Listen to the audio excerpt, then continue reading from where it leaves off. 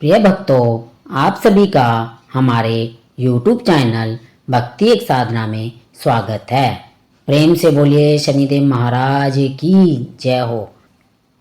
प्रिय भक्तों, आज हम आपको शनिदेव के जन्म की कथा सुनाने जा रहे हैं।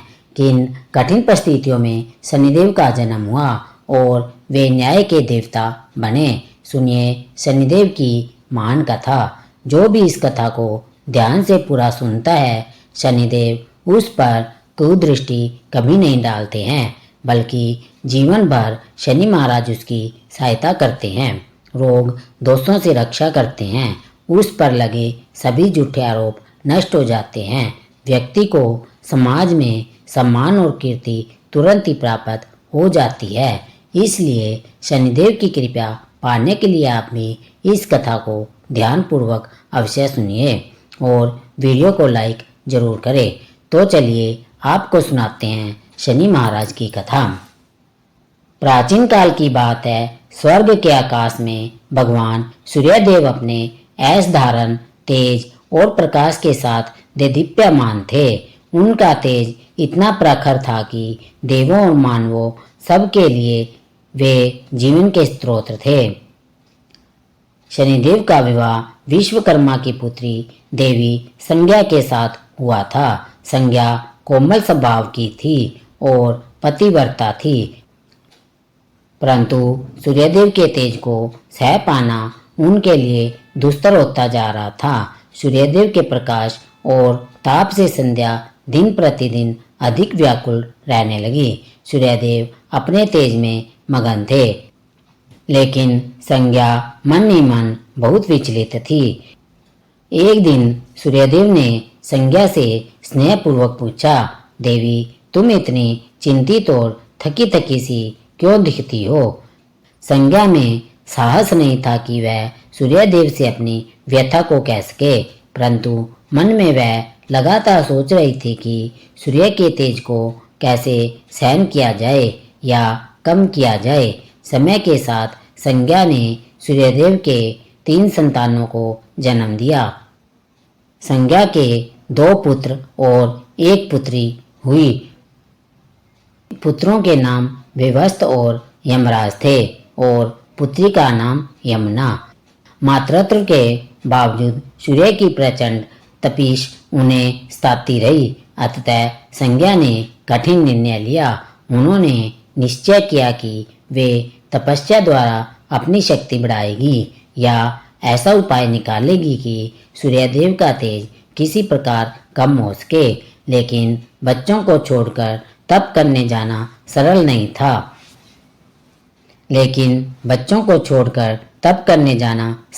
था। एक दिन देवी संज्ञा ने निश्चय किया कि वे अपनी छाया को अपने स्थान पर छोड़कर कुछ समय के लिए संसार से ओझल होगी।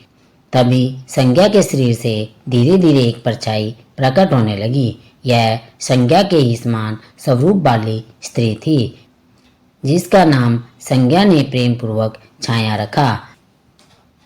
छाया वास्तव में संज्ञा की ही स्वर्णा प्रतीक छाया थी। संज्ञा ने छाया को विनम्रता से कहा, हे छाया, तुम मेरा रूप लेकर सूर्यदेव की सेवा करना।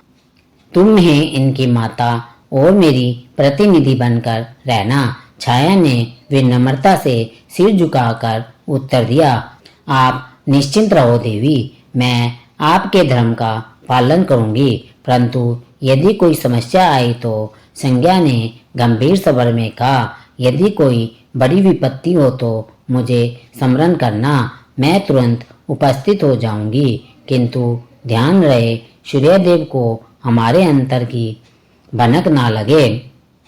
छाया ने वचन दे दिया। इस प्रकार संज्ञा अपनी जीवंत छाया को घर और परिवार की जिम्मेदारी सौंपकर वहां से प्रस्थान करने को उद्यत हुई। संज्ञा छिपते छिपाते अपने पिता विश्वकर्मा के घर पहुंची।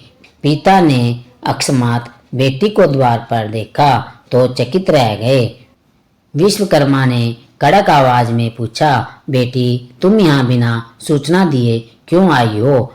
पति गृह छोड़ना असम्य है, यानी कि पति का घर छोड़ना अच्छा नहीं है।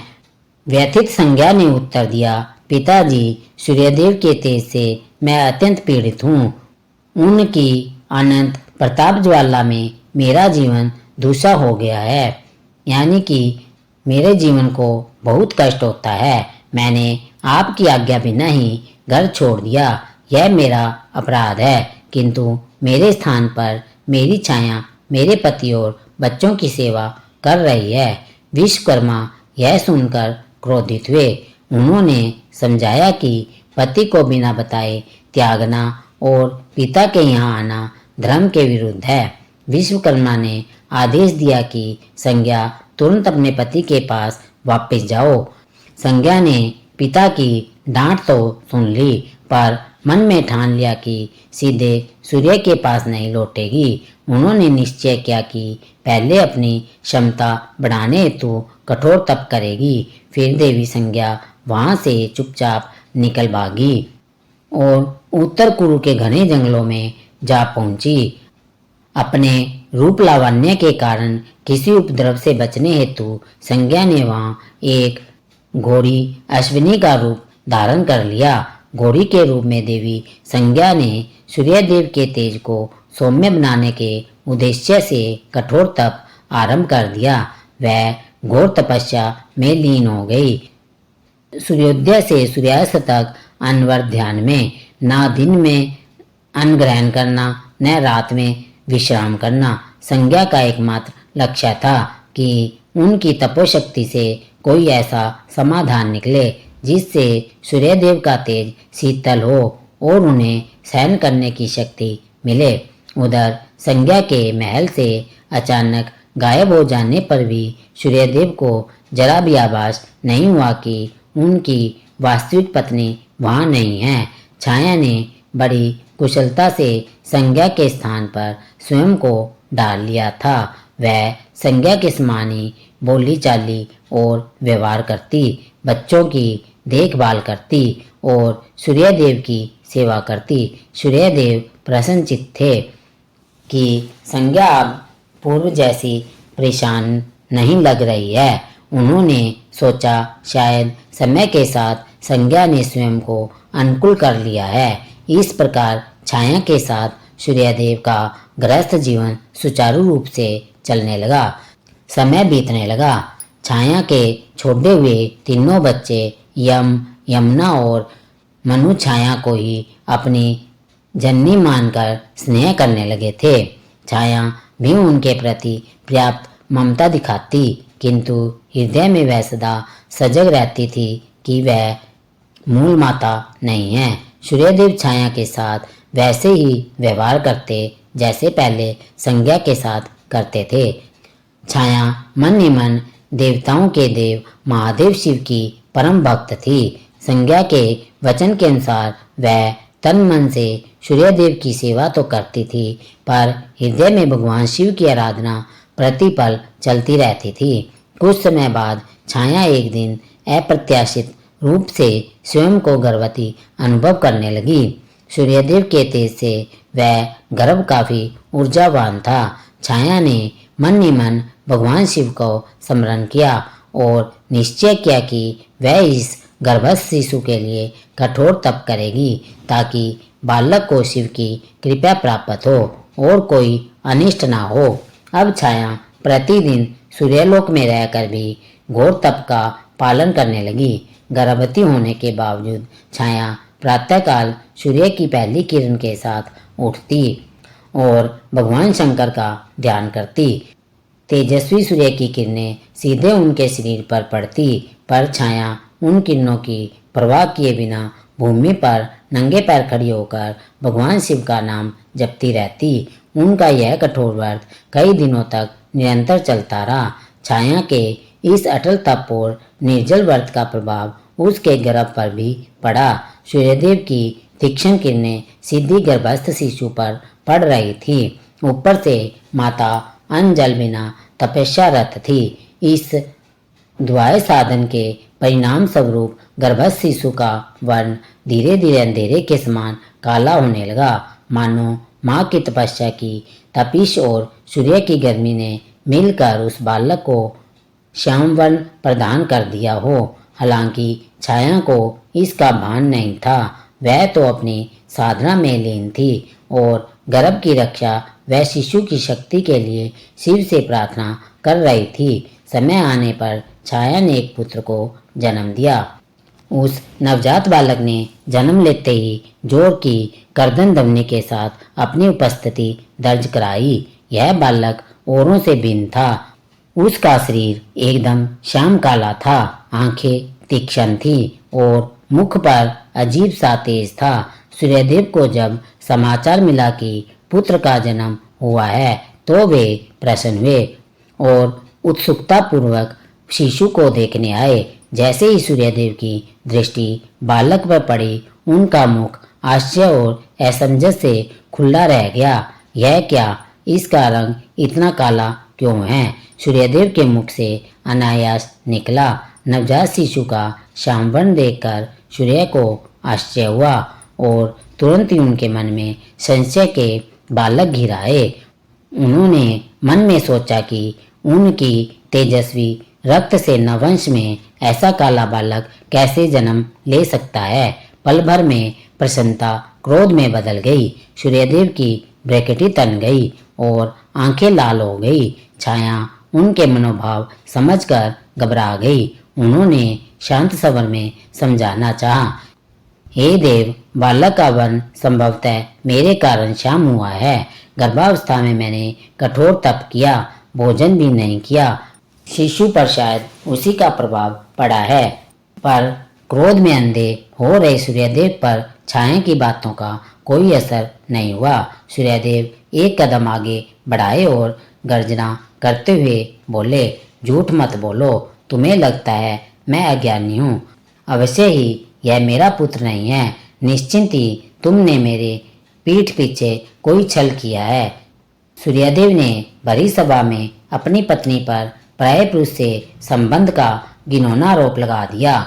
छाया यह सुनकर सन्न रह गई। उनके नेत्रों से अश्रुधारा बह निकली।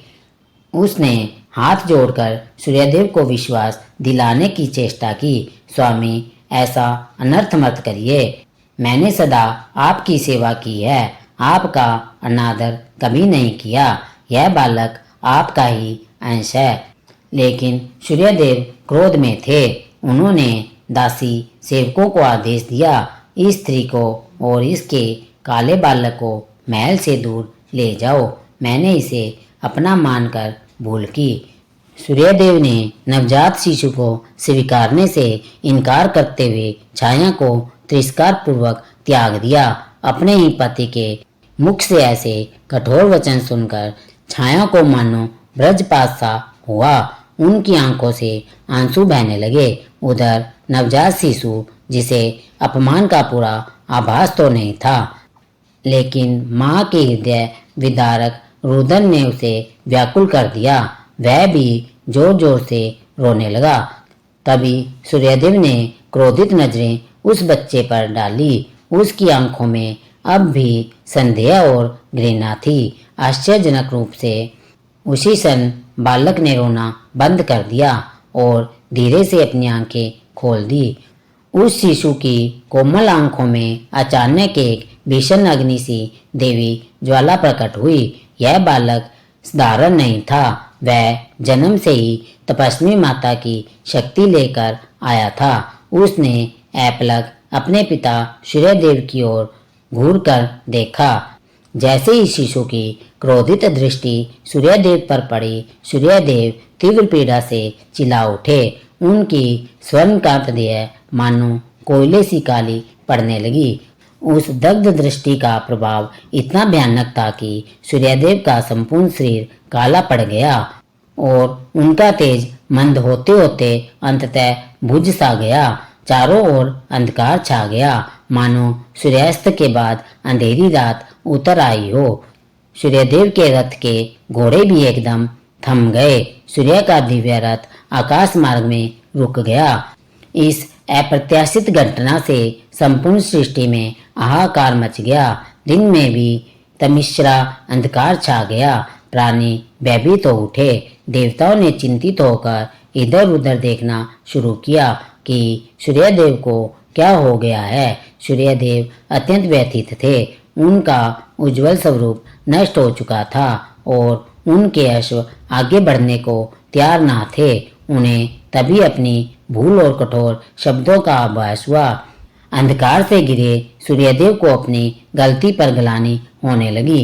वे समझ गए कि जिस बालक को उन्होंने ठुकराया है वह साधारण नहीं बल्कि अत्यंत शक्तिशाली है। अपने अपमानित पुत्र और पत्नी को देख उन्हें एहसास हुआ कि क्रोध में उन्होंने अक्षम्य कार्य किया है। विवश होकर सूर्यदेव ने आठ स्वर में त्राही त्राही पुकार लगाई, हे महादेव मेरी रक्षा करो, हे महादेव मेरी सहायता करो, मुझसे भारी भूल हुई है। सूर्यदेव की करुण पुकार सुन समस्त लोकों के स्वामी भगवान शिव तत्काल प्रकट हो गए। एक दिव्य ज्योति पुंज प्रकट हुआ और उनके मध्य भगवान शंकर अपने वृद्ध मुद्रा में प्रकट हुए, त्रिशूल और चंद्रमा को धारण किए। नीलकंठ भगवान शिव के दर्शन पाकर सूर्यदेव छाया और वहां उपस्थित समस्त दास देवता हाथ जोड़कर नतमस्तक हो गए। छाया ने शिशु को गोद में उठा लिया था। अब वह बालक शांत था। उसकी आंखों में अपने आराध्य शिव के दर्शन से एक उज्जवल चमक थी। भगवान शिव ने पहले अपनी आंखें बंद कर ली थी और ध्यान द्वारा संपूर्ण घटना को देखा। फिर उन्होंने कठोर स्वर में सूर्यदेव से कहा, हे सूर्यदेव, क्रोध और अहंकार में आकर तुमने अपनी पत्नी छाया और अपने नवजात पुत्र का बड़ा अपमान किया है। तुमने छाया के चरित्र पर संदेह करके अन्याय किया है। सूर्यदेव लज्जा के मारे सिर झुकाए खड़े थे।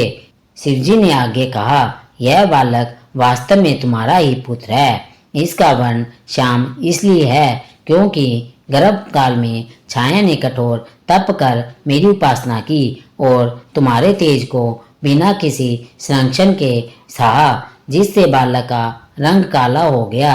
इसमें छाया का कोई अपराध नहीं बल्कि प्रशंसा योग्य धैर्य है। सूर्यदेव ने कांपते हुए स्वर में उत्तर दिया, हे महादेव, मुझसे भारी भूल हो गई है। मैंने क्रोधवंश इन दोनों को बहुत कष्ट दिया है। कृपया कर मुझे क्षमा करे और अपना तेज वापस प्रदान करे। सूर्यदेव ने विनम्रता पूर्वक छाया और बालक की ओर देखकर कहा, मैं अपने कटु शब्द वापस लेता हूँ। छाया, तुम निरपराध हो और यह बालक निश्चय ही मेरा ही पुत्र है। सूर्यदेव को पश्चाताप करते देख भगवान शिव का क्रोध शांत हुआ। उन्होंने अपने हाथ से आशीष देते हुए सूर्यदेव को पुनः तेजस्वी रूप प्रदान किया। उनकी काली पड़ी देह फिर से सुनहरे तेज से चमकने लगी और अंधकार चीरता हुआ प्रकाश चारों दिशाओं में फैल गया। सूर्यदेव के रथ के अश्व भी पुनर्जीवित होकर गति से दौड़ने लगे। सृष्टि फिर से प्रकाशमान हो उठी। सूर्यदेव ने तुरंत छाया और अपने पुत्र को गले से लगा लिया। सूर्य ने कहा, छाया, तुमने जो तप किया उससे हमारे पुत्र को अद्भुत शक्ति मिली है। मैं तुम्हारा ऋणी हूँ और अपने आचरण पर अत्यंत लज्जित हूँ। छाया के नेत्रों से आनंद के आंसू बहने लगे। उन्होंने सूर्यदेव को क्षमा कर दिया। नन्हा शिशु भी मानो मुस्कुरा रहा था। पिता का स्नेह पाकर वह प्रसन्न था।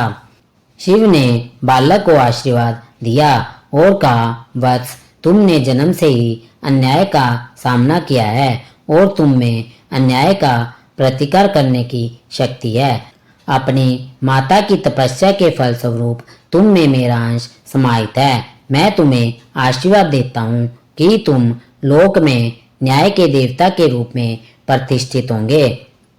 तुम लोगों को उनके कर्मों के अनुसार फल दोगे। पापियों को दंड और सत्पुरुषों को पुरस्कार। सूर्यपुत्र होने के नाते तुम्हारा स्थान आकाश मंडल में नवग्रहों के रूप में होगा। अन्य ग्रहों में तुम्हारा स्थान ऊंचा होगा क्योंकि तुम कर्म फल दाता हो। अब से तुम शनि नाम से प्रख्यात होंगे। शनि चलने वाले ग्रह सप्ताह का एक दिन शनिवार तुम्हारे नाम से होगा और इस दिन तुम्हारी पूजा से प्राणियों के कष्ट दूर होंगे।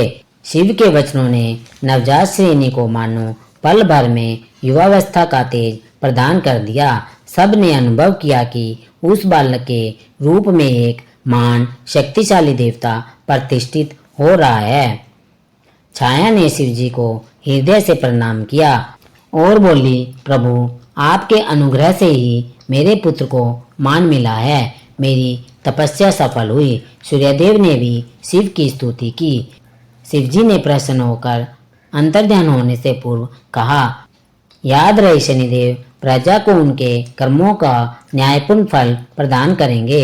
इनकी दृष्टि से कोई भी कर्म छिपा नहीं रहेगा। तुम सब इन्हें आदर दो।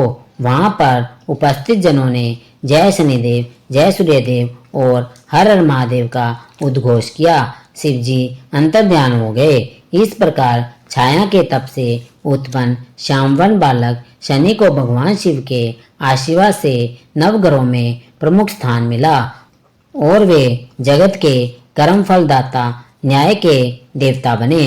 कालांतर में जब असली माता संज्ञा अपनी तपस्या से लौटी तब समस्त परिवार में पुण्य मिलन हुआ। सूर्यदेव ने भी अपनी गलती से शिक्षा पाई और सभी संतानों को समान स्नेह दिया। शनिदेव अपने पिता सूर्य, माता छाया तथा जगत पिता शिव के प्रति पूर्ण भक्ति भाव रखते हुए अपने कर्तव्य पथ पर चल पड़े। वे न्याय के कठोर किंतु निष्पक्ष देवता के रूप में प्रसिद्ध हुए। गलत कार्य करने वालों पर उनकी दृष्टि टेढ़ी जरूर होती है, परंतु भक्तों एवं धर्मपरायणों के प्रति उनका